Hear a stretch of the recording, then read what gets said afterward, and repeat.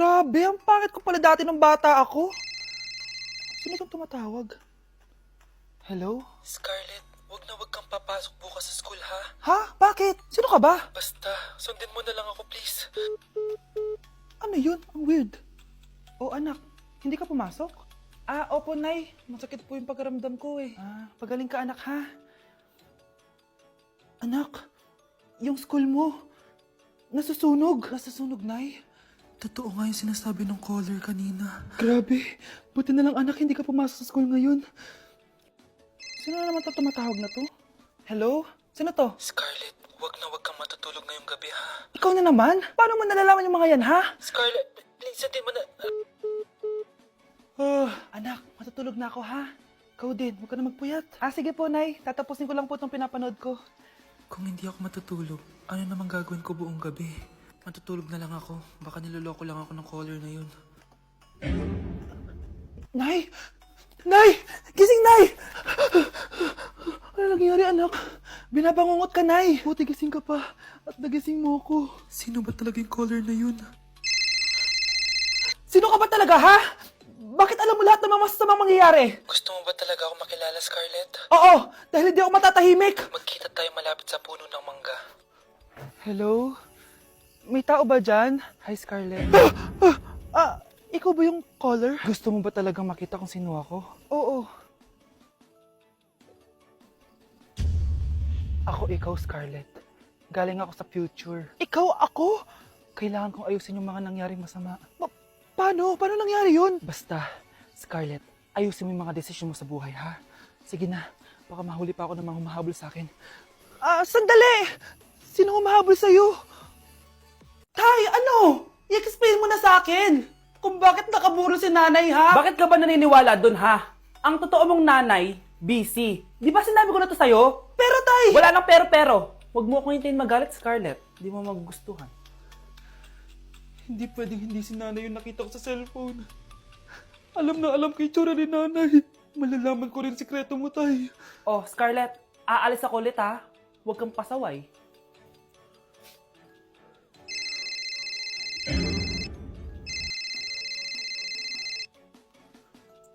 Nasa yung cellphone ko? Hello po. Pwede na po maklaim yung 10 million peso na galing sa insurance ng namatay niyo pong asawa. Insurance? Pasaway ka talaga? Pinatay mo ba si nanay, ha? Para makuha yung insurance niya? Hindi mo naiintindihan, anak. Napakahayop mo! Tatawag ako ng pulis! Itigil mo yan, anak! Nay, buhay ka? Oo, anak. Nagtago ako. Pag nagsumbong ka sa pulis, masisira lahat ng plano namin ng tatay mo. Hindi ko maintindihan. Ano nangyayari? Pinatay ko ang kakambal ng nanay mo. Para maniwala sila na siya talaga ang namatay. At makuha natin ng mga pera sa insurance. Sawang-sawa na ako sa buhay na to! Marami akong pangarap, anak! Gusto ko na gumanda yung buhay natin! Naririnig niyo ba yung mga sarili niyo, ha?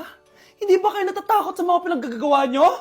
Kung yayaman tayo sa maling paraan at sa paraan na magtatago ka sa pulis, Nay, itigil niyo na to, please!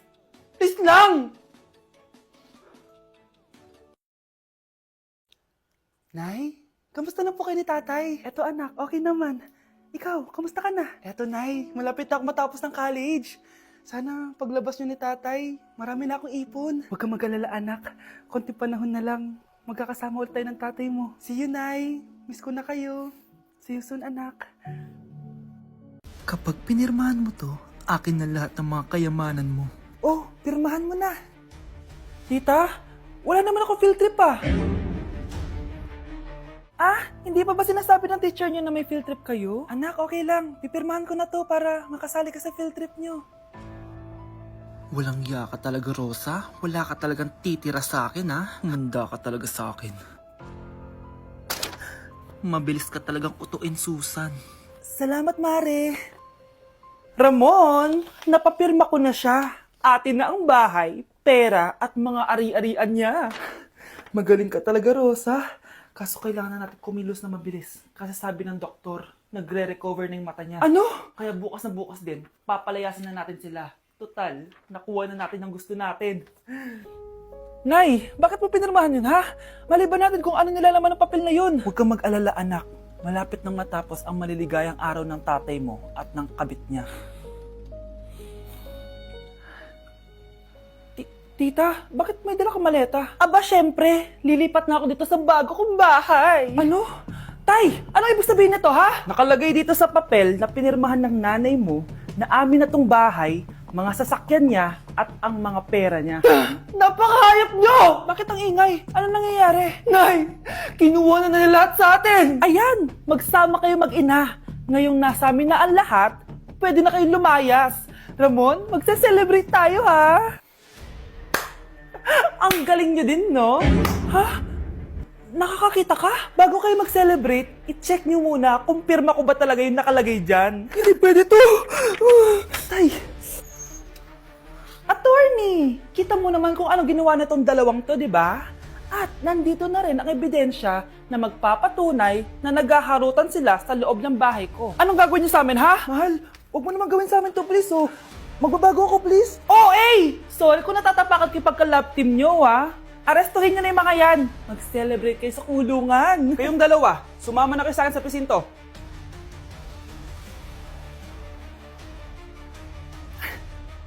Oh, bakit may pera na naman dito? Pinamigay ko rin ibang pera kahapon ah. Kakainis naman. Ma'am, may delivery po kayo. Oh, ano to? Pera na naman? Diyos ko, ayoko neto. Sa'yo na lang kuya. Ayoko din po niyan ma'am. Sa iba niyo na lang po ibigay. Sige na po. Ano ba yan? Ang dami ko ng pera eh. Nay, bakit 300,000 na naman yung binigay mong baon sa akin? Hindi ko pa nga nagagastos yung baon ko last week eh. Tapos binilan mo pa ako ng bagong iPhone at iPad. Bawasan mo yung baon ko ha. Nakakainis ka. Huwag ka na magreklamo. Ang dami na nga natin pera eh. O eto pa. Hindi ko na alam kung saan ko gagastusin to eh. Ay naku, padala kasi ng padala ng pera eh. Tapon ko na lang to. Congrats, ma'am! Kayo po ang grand winner ng 5 million pesos! Ano ba yan? Pera na naman. Pwede ba hindi ko tanggapin yan? Dami ko ng pera eh. Ay, bago na po namin kunin to, ma'am. Sa'yo na po to. Congrats po ulit. Ba't pa ako nagising? Sana ganun na lang yung problema ko. Yun ba yung jowa mo? Opo, Nay. Buntis ba yun? Lo, hindi po, Nay. Taba lang yun. Ayoko pang magkapo. Magkakapo na tayo! Hi, mahal. Hi, anak. Papa! Anak, akyat ka muna. May pag-uusapan lang kami ng tatay mo. Sige po, Nay. Mahal, akala ko bang ampun lang siya? Oo, ampun lang siya. Bakit siya nangisay? Di ba sa lahi lang namin yon? Paano ba to? Mahal, may kailangan kang malaman. Mahal, kalahi mo talaga siya. Ha? Paano? Ano? Ba't di ka makasagot? Anak naman siya ng kapatid mo.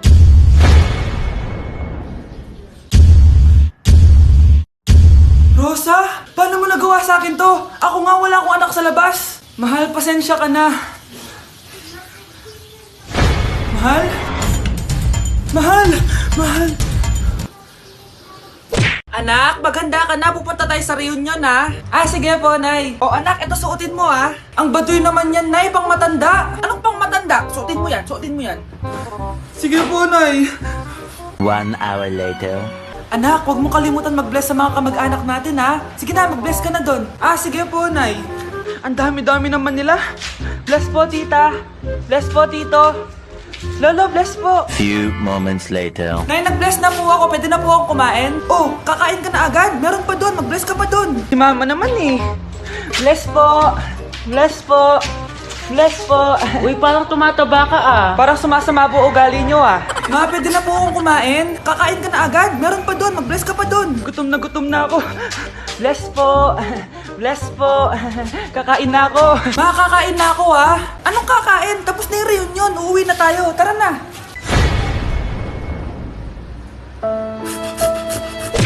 Hello po. Mag-a-apply po akong katulong nyo. Katulong? Sige, pasok ka.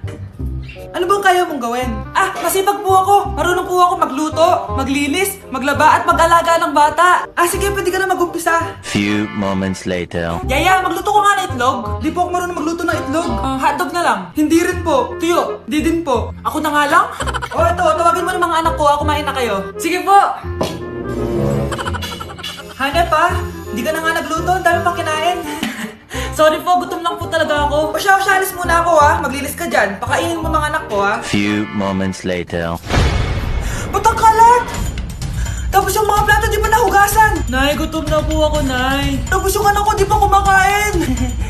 Anong ginawa mo? Naglalaro po. Ang bilis po ng wifi nyo. Tsaka po pala ma'am, yung sweldo ko 50,000 per week po 50k pa gusto mo Alam mo, harag ng demonyo sa Satanas. Baka gusto mo mag-apply doon. For sure matatanggap ka. Alis na po ako! Alis na po ako! Dayas! Anak, alam mo, gusto ko talagang sumikat. Talaga po, Nay? Gusto ko talagang maging artista yung pag-uusapan ako sa labas. Ay, Nay, may naisip po ako. For sure, agad ka sisikat dito. Talaga, anak? Paano naman mangyayari yun? Wait ka lang dito, Nay. Few moments later. Nay, ayan, sikat ka na. Pinag-uusapan ka na sa labas. Talaga, anak, ang galing mo naman. Mars! Uy, Mars! Pinag-uusapan ka sa labas, Mars. Talaga? Sikat na ako! Ba't ang sayo mo, Mars? Ang dami chismis sa'yo. Ha? Pinagkakalat ng anak mo na sinasakal mo daw siya. Tapos ito pa, pinagtututbrush mo daw yung paklinis nyo ng kubeta. Sa sobrang baho daw ng hininga mo, kapag tinitikman mo daw yung niluluto mo, nag-iiba yung lasa. Tapos nilalandi mo daw yung kapitan natin dito, kaya ikaw yung pinakamaraming ayuda.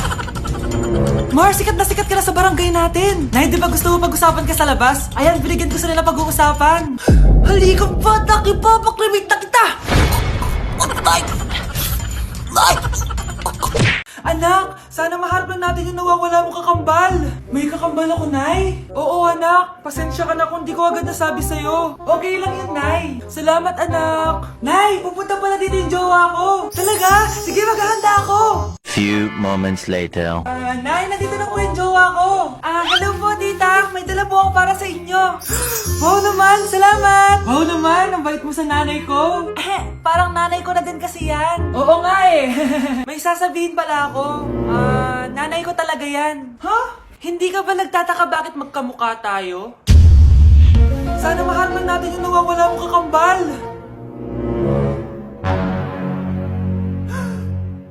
Ako, ang nawawala mong kakambal. Anak, ikaw ba yan? Oo, Nay! Ako ang nawawala mong anak! Pero, jowa kita! Jowa mo pa din ako, pre.